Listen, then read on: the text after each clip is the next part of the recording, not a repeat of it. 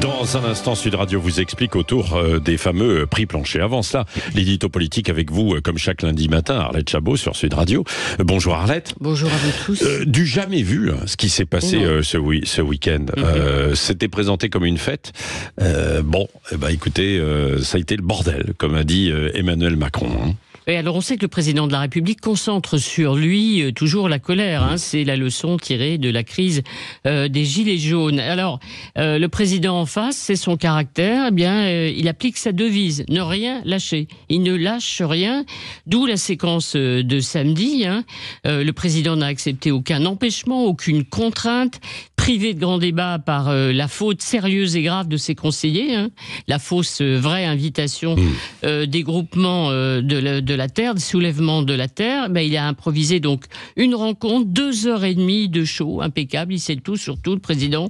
Ça, on le savait, une performance. Il a annoncé des nouvelles mesures qu'on va commenter de façon spectaculaire, comme la fixation de ces fameux prix planchers que le gouvernement refusait absolument il y a encore quelques jours.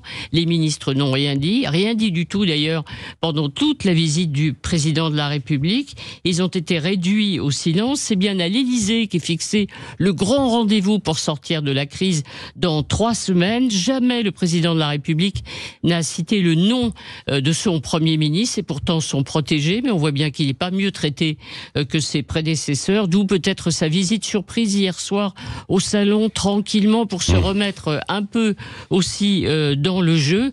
Et c'est lui qui finalement a apporté l'apaisement et pas le président. Oui, c'est ça. Donc Gabriel Attal qui est allé hier soir, Jordan Bardella était là dans la journée, il y sera de nouveau aujourd'hui. Emmanuel Macron a lancé en parallèle la campagne, il lance en parallèle la campagne des européennes et le salon d'agriculture qui est le terrain de cette bataille justement de la majorité contre le Rassemblement national. Oui, le pouvoir a bien compris effectivement qu'aujourd'hui, à l'image des autres Français, des agriculteurs en colère, comme d'ailleurs une grande partie du monde rural, est tenté par le vote du Rassemblement national. On a compris pourquoi donc le président a dénoncé samedi un programme de décroissance et de bêtises, une forme de nouveau Frexit que préparerait le Rassemblement national.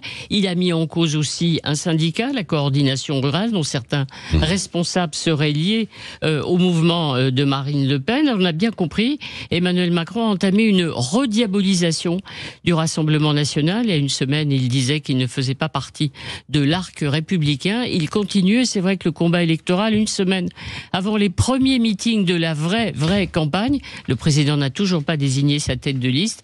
Le combat, la bataille, le débat aura lieu cette semaine avec les visites qui vont se succéder dans les travées du salon. Oui, justement, à propos d'Europe, c'est Jean-Noël Barrot, le ministre en charge de l'Europe, qui sera l'invité de Jean-Jacques Bourdin. Jean-Jacques qui est de retour ce matin, qui sera avec nous tout à l'heure à 8h30.